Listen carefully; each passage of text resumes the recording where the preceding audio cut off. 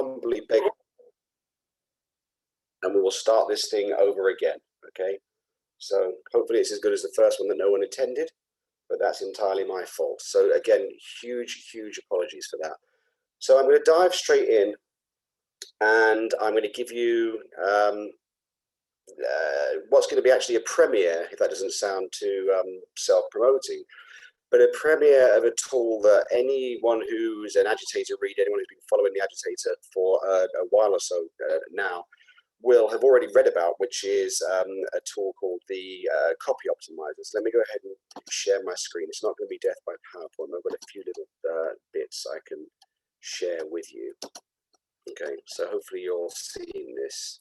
Okay, so where are we? Yeah, so this is the copy optimizer. In simple terms, think of this as the science of how you can improve your copy to improve your response rate. There's a direct correlation in this tool between getting scores up, and we're going to look at what you're being scored on and how to get those scores up. There's a direct correlation between raising your scores and raising your response rate. So the aim of this tool is to enable you to consistently and systematically write better, but better now has a working definition. And the definition is, if we improve our copy scores, we improve our response rate. And that is not a just believe, we hope, we think, we feel. That's been tested and validated again and again and again, to the point that we're now able to bring this to market with that as a confident assertion. So I'm a copywriter. I've written copy for charities all around the world now for many years. I'm assuming everyone on this session writes copy, or at least is involved in the review process. And so we know that when copy is being reviewed, there are all kinds of criteria that define what we would call as being good. Okay, and it's not that any of these necessarily are bad, but they all add up to one consistent whole. So, for example, someone's going to be reviewing it because they're in the media department, and they need to make sure that the copy is good because it's referencing something that's recently happened in current affairs. Someone else might be in brand, and they're going to want to make sure that the new brand guidelines and the new tone of voice is coming through, and that's good and important as well. But as important as these things are, they're still going to be kind of do they translate directly to actual response rates? Okay, and what we're looking to do here is this copy good as defined by, are we using the science of linguistics to make sure that the words we're using and the way we're using them correspond with what we know about how people process information and will respond. Okay, and this tool will do exactly that. Okay, so whether it's whether you need people to put their hand in their pocket or put their hand in the air, this tool is going to help you do that. If anyone's using tools like Grammarly, for example, or spell check, when we come to the demo, you're going to see it's largely familiar. I mean, it's an intuitive tool to use in as much as that when you're using Grammarly, it's going to be flagging where your grammar's off. We're using spell check, it's going to be flagging where your spelling is off. What this is going to be doing is flagging where you're missing on either or both the dimensions that we know will get people to take an action. So it's a step beyond those. I mean, those tools and others are great, but those tools are not designed to do what this is designed to do, which again is to raise your response rates. Okay, so as an important aside, I mean, this tool is not going to tell you what to write. It's just going to tell you how to write. If for the what to write piece, for those of you who already attended sessions with the behavioral science team and my colleagues Kiki and Stefano, looking at, say, supporter identity, the why of people give, or personality, which of the 5 personality traits do people fall into and how they look at the world. This isn't a substitute for that. In fact, if you had, say, 2 segments, one people who were about cats and one people who were about dogs, you could write the best possible copy, ticking all the boxes on how people respond for dogs, but it's not going to be great if you send it to your cat people. So this is not a substitute for insights on why people do what they do. It's just an extra thing that once you know that, how do you then frame your communications in the most powerful way possible? Nor is it about design. It's not about length. We hear, long copy, short copy. This doesn't, penalize you or reward you either. You can write, an amazing story in 2 sentences or a lousy one in 10 pages, and vice versa. Okay, this focuses 100% on response rates. Am I improving my copy scores in order to raise my response rate? Just by orientation, and this is on the left-hand side, what you're seeing here is a piece of copy from an archive, a fundraising archive, which this is allegedly, and I don't doubt it for a second, one of the best performing pieces of fundraising copy that's ever been out there. Okay, and not to diminish that, not to detract, not to take away by one iota from that, this markup, which is just there as a visual illustration, this is not the tool, but this markup is showing you if that copy was being written today, knowing what we now know, through this body of work that's been done on linguistics, how that could and should change to take something that's undoubtedly good to make it even better. Okay, so I'm going to give you a demonstration of this tool. Before I do, I just want to give you a very brief kind of background as to how we got here. No one needs to have a PhD in linguistics to understand this. No one needs to be Stephen Fry. It's already obvious from the fact that I can't even show up on time and I'm speaking in this strange Cockney accent that I don't have a PhD in these things. This is an intuitive tool that anybody can use. But just to give you a bit of background as to how this arrived here, to give you some kind of confidence and some orientation, there's a huge amount of academic research on linguistics, on ironically, like all academic write-ups, is unreadable, which is why no one's ever read it.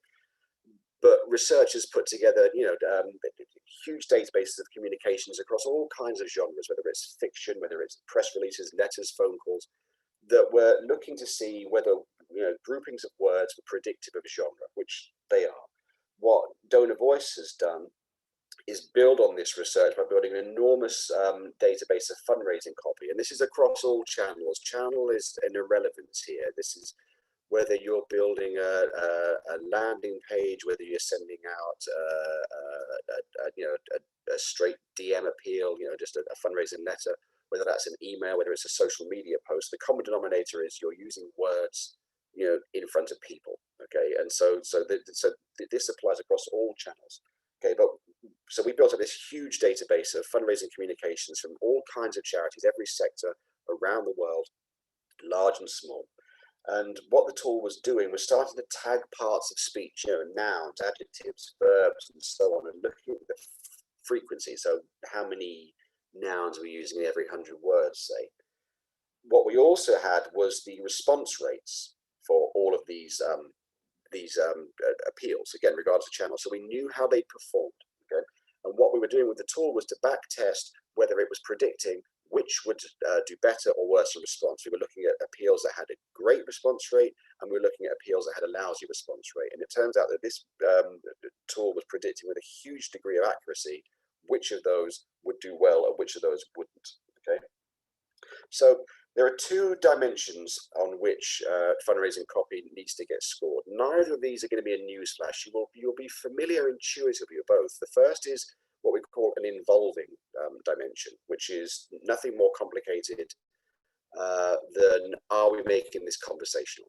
Okay, so does this sound like natural speech, or is it kind of more abstract, cold, formal, detached?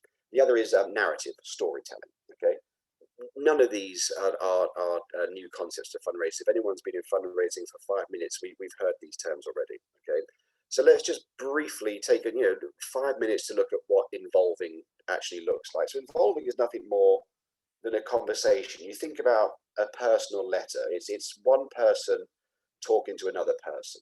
Okay, so Google, for example, it will automatically send what we write to spam or to the promo folder if it doesn't read like it's from a friend. Okay, now we all know about being donor centric. We know, we've been to the blogs, read the blogs, we've been to the conference sessions, so we know that this is where we should be going. But unfortunately, due to the kind of death by 1,000 edits that most of our copy is subject to, this is where we're currently scoring. Okay, this is for a PhD study that's a PhD study that's well worth checking out, which is the title was "The Way We Write Is All Wrong." Okay, and it analysed 1.5 billion words of fundraising copy from 880 charities across 9 sectors, and it was looking here. We're looking at the involving dimension. We're looking at different, ways of writing, different ways of communicating. Bearing in mind, we know that involving matters. If we want people to respond, if we want to impact behavior, if we want people to put their hand in the air or their hand in their pocket, we need to make our communication involving. And the gold standard there is obviously face-to-face conversations. It's how I talk to you, okay? And fundraising copy, which I'm sure almost invariably at first draft scores high or high as this, by the time it actually goes live, okay, is ending up worse than academic prose. Okay, so that's easy for to point out here, harder to change if we don't know how to change it. So now that we have objective hard scores on what better now means, that actually we can make our copy more involving, you have more at your disposal to counter where changes are being made, or when people are forcing changes. There is a direct link. You will be able to see a direct link between that and response rate, and that becomes an internal judgment call. Okay, so how do we actually go about making our copy more involving? Well, again, you don't need to a degree in kind of linguistics here. Okay, you don't need to be Stephen Fry, you don't need to be George Orwell, you don't need to be Maya Angelou, you don't need to be a great writer here. There's, in simple terms, there are 24 parts of speech which make our copy more involving. 19 of these are positive, 5 of these are negative.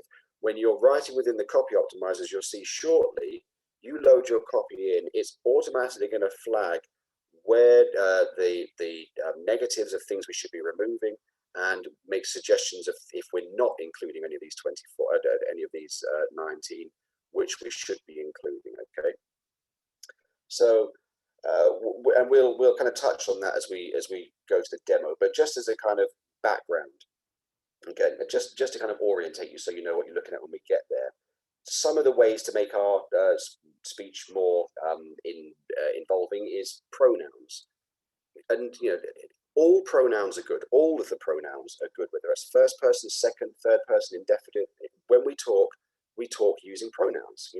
So our writing needs to mirror this. It's a way to make our writing conversational, involving, more personal. There's a huge emphasis, as I'm sure, again, you've been to the sessions, you've read the blogs, huge emphasis on using the word you, which is a pronoun, and it should be used, but it's one of a bunch. It shouldn't be used exclusively. So it's not as simple as just add the word you. You're amazing. You did this. You could do that. Thanks to you. Okay. If that's all we're doing, we're seeing very little correlation with response rates. Okay, it matters, but it doesn't matter in isolation. If that's all we're doing, we're really not doing anything at all to improve our response rates. Okay. On the other hand, first person pronouns, I, me, mine, tend to get frowned upon. But when we're talking, when I'm talking to you now, I'm going to be using first person pronouns that I just did. I'm going to say things like, I think, I feel. So I'm using first person pronouns there with private verbs. Private verbs are me sharing my thoughts and emotions. So I might say something like, I felt, I heard, I believed, I wanted, I dreamt, the natural way we would talk. Okay. There are other little aspects of speech. Again, you don't need to memorize all these. These are just as a kind of orientation as we come to the big reveal of the optimizer. Discourse participles, for example, conversational words like anyhow, anyway, well, the way that I would naturally speak to you. Contractions, when we're writing, let's get comfortable with the fact that we'd probably say can't rather than cannot. We probably would, when we're talking, we'd probably say she's rather than she is. We'd say don't rather than do not. But it's the temptation when we're coming to writing to start writing as though we were writing for our English teacher rather than for a friend. Okay, there's a thing called possibility modals. Words like can, may, should. All of these kind of words, if we add them like little spices to our copy, are going to improve our involving dimension. There's things like emphatics. As we try to put emphasis. So just, really, most, more, for sure. Okay. Then there are a few negatives, 5 negatives. Words to avoid. If we would, these are kind of these are the other side of the involvement dimension, which we call the informational, which is when our text gets dense or heavy or abstract. Okay, this is things like adverbs, for example. So time and place adverbs, general adverbs. These tends to group together in text and make it harder to follow, especially time and place ones like before, after, above, behind. When you're writing, and if you've got these in your copy, the copy optimizer is going to flag them as remove, and then it becomes a judgment. Can I remove this without hurting the overall story I'm telling? Adjectives, as a rule, adjectives which describe the nouns really don't add very much. They tell rather than show. So most can and should be deleted.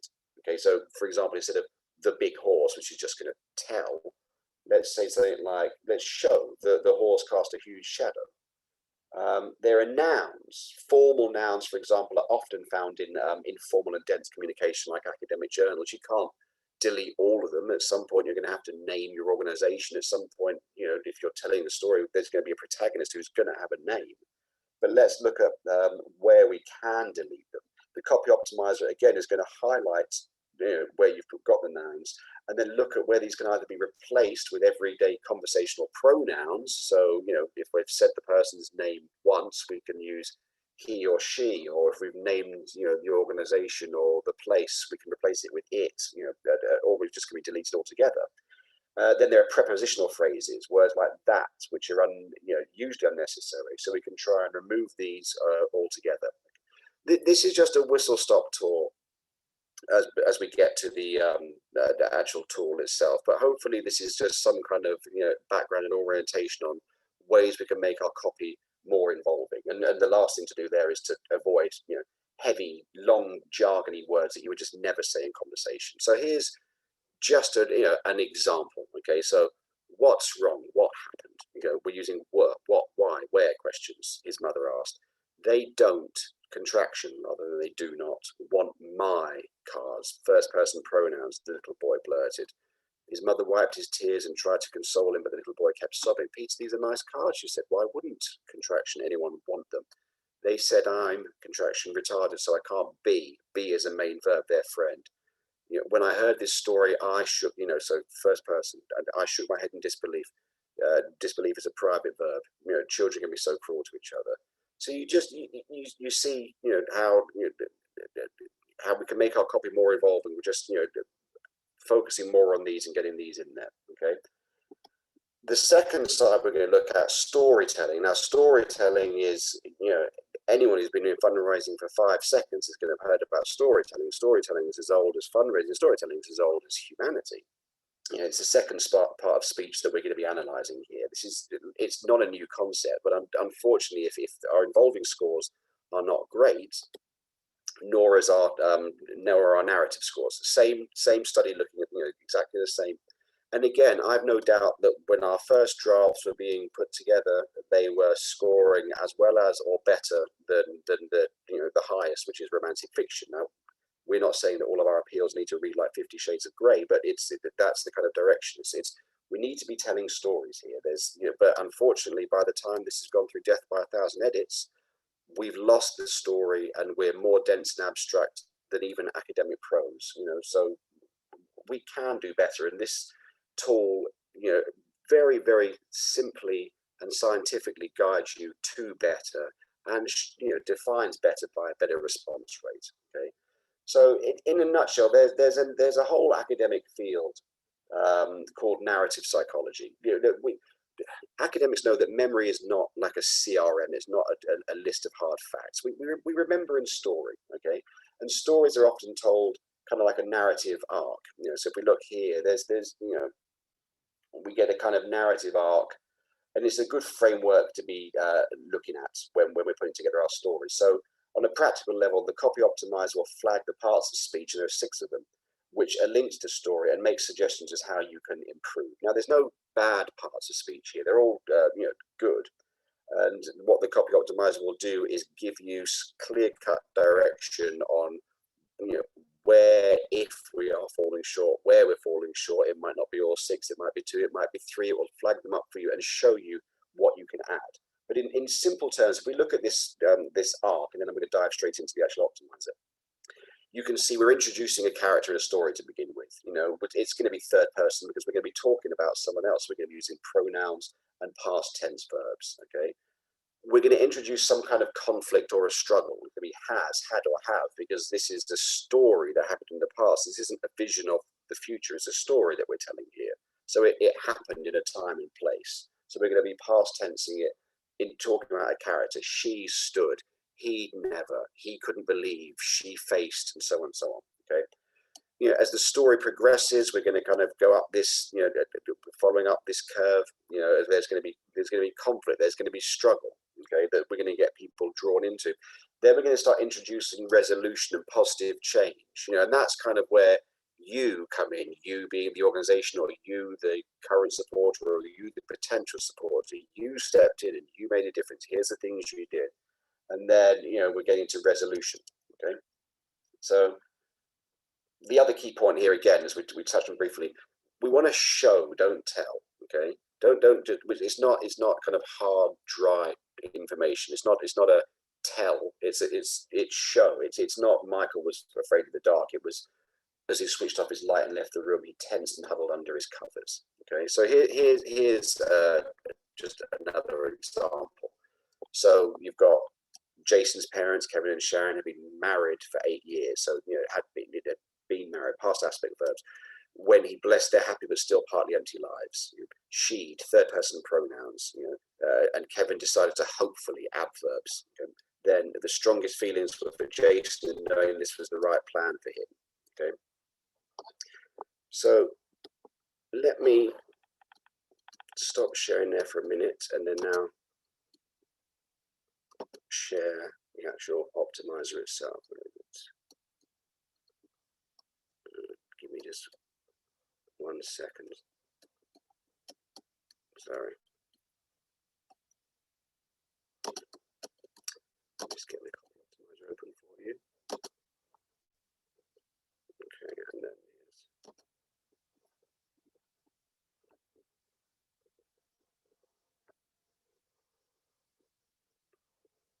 okay.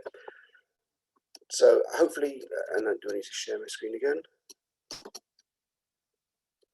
Share screen, and now you should be seeing the. Where is it? Okay, so hopefully you're seeing the copy optimizer now. Okay, so what you're looking at here is actual. This is a real life example. Okay, let me just minimize this so you can see the scores over here. So you're seeing a real life example of copying for a well-known charity somewhere in the English-speaking world. Okay. So over here, I'll kind of orientate. There's a lot going on, so let me just kind of break this down slowly for you. So you can see the copy over here. You can see the copy is color-coded. So blue is describing nouns, red is describing adjectives, orange is prepositions. So these are words that are going to make our copy less involving. They're words that can be removed. Okay. Over here, we're seeing our scores. Okay, there's for our involving and our narrative. Okay, so a good score and then the best score. So a good score on involving is a 2.8. The best possible score is a 17. Then on the narrative, the storytelling side, a good score is 1.9. The best is a 5. Okay.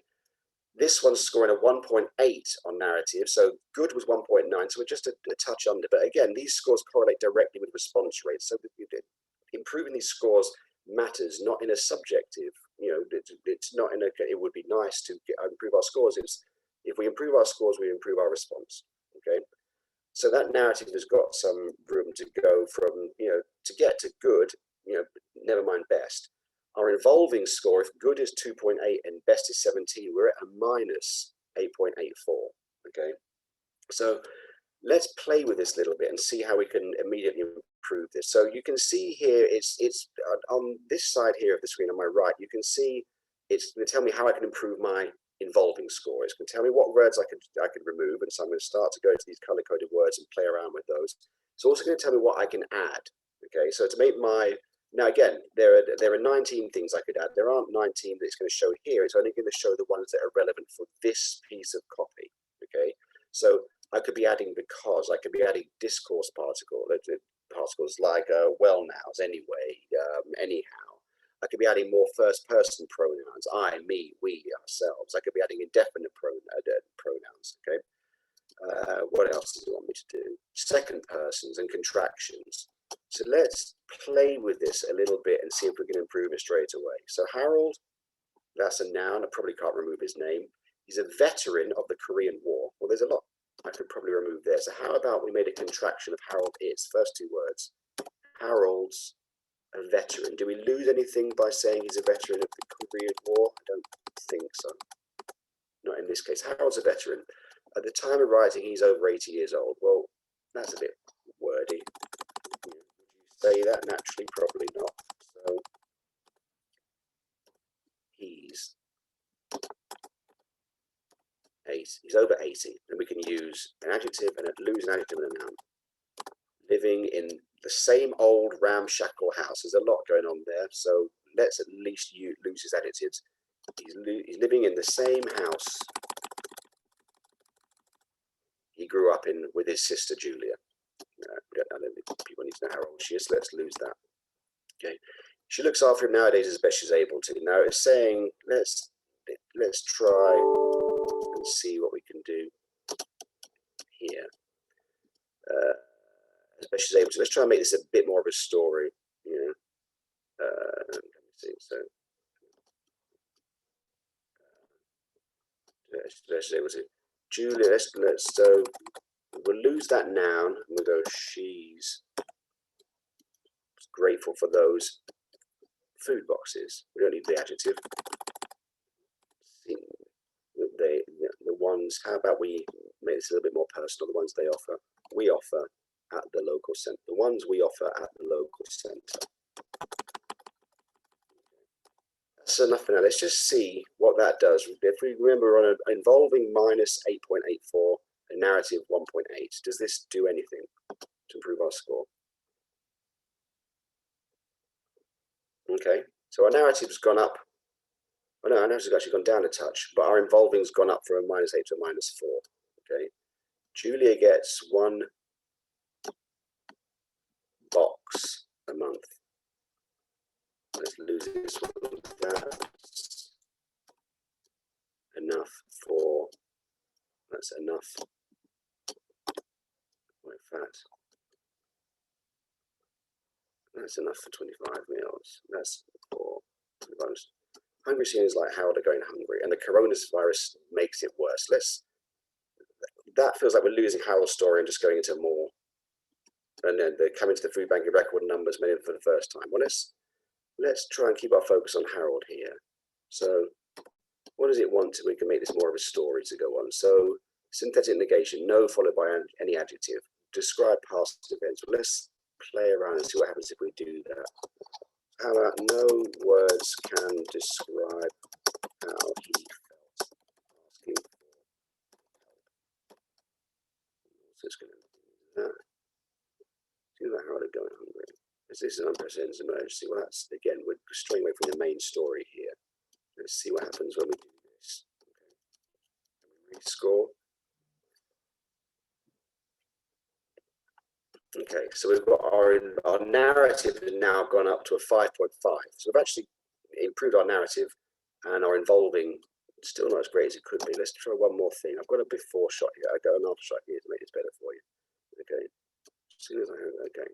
In fact, let me just, so you can see straight away how we make these kind of changes. Let me show you this version. Here's one I prepared earlier. Okay. I mean, I'm not expecting anyone to memorize that copy, but you can see it's more or less, to the naked eye, it's very similar to what you just saw. But now our involving score has jumped, from what was a -8 to 15.41. Bearing in mind, best there is 17. So we've gone way past good, and we're nudging on best. On our narrative score, if the best is 5, we're taking it to a 5.5. Okay, so just by adding and changing a few words, we don't have to guess anymore which words to add and change. We're getting clear-cut direction. Okay, this again, the guidance I'm getting here is specific to this piece of copy. This is not generic to any copy. You know, if I had been using more first-person pronouns, it wouldn't say to use more first-person pronouns. If I've been using more discourse participles like well nows anyways, it wouldn't be asking me to do that. But because I was short, that's what it's given me to do here.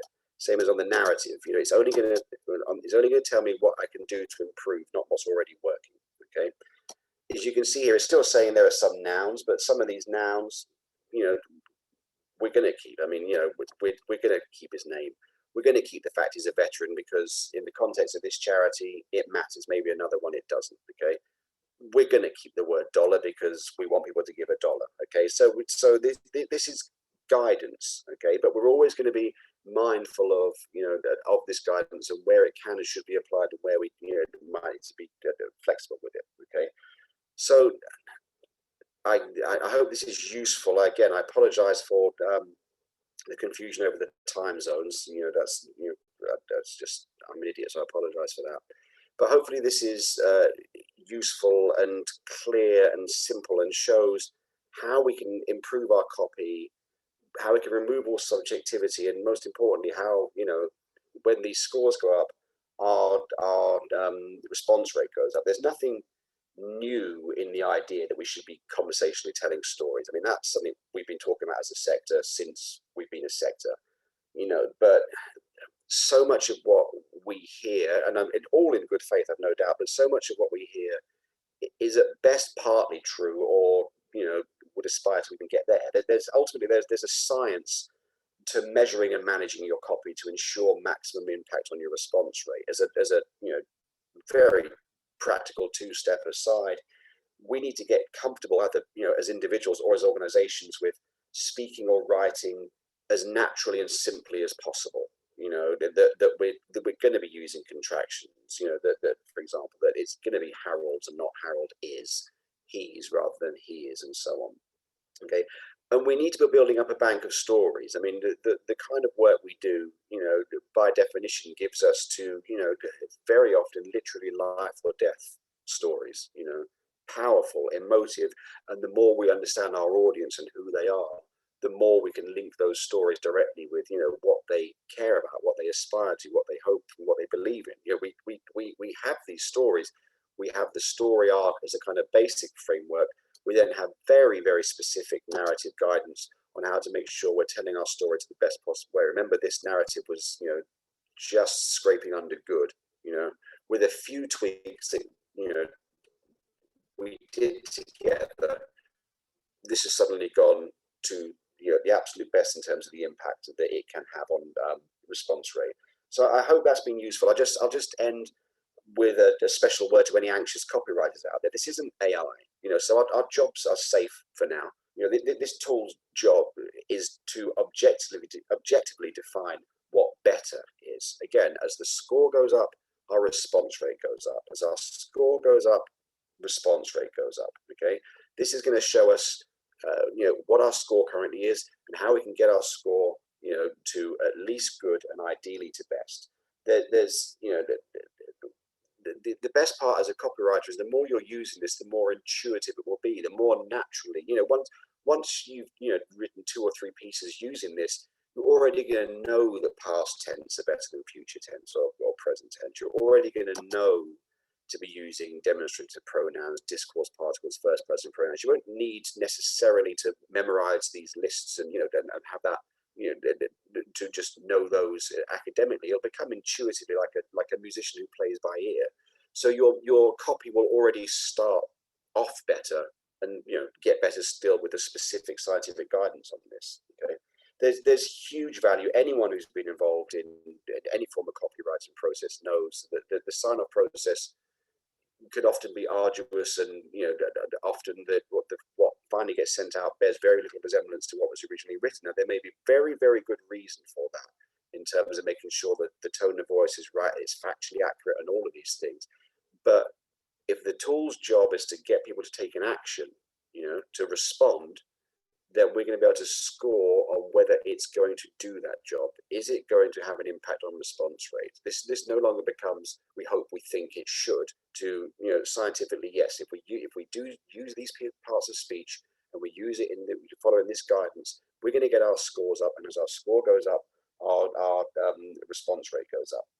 So copywriting ultimately is science, not art. There are objective measures of success for this, for the sake of our readers, and especially for the sake of our beneficiaries.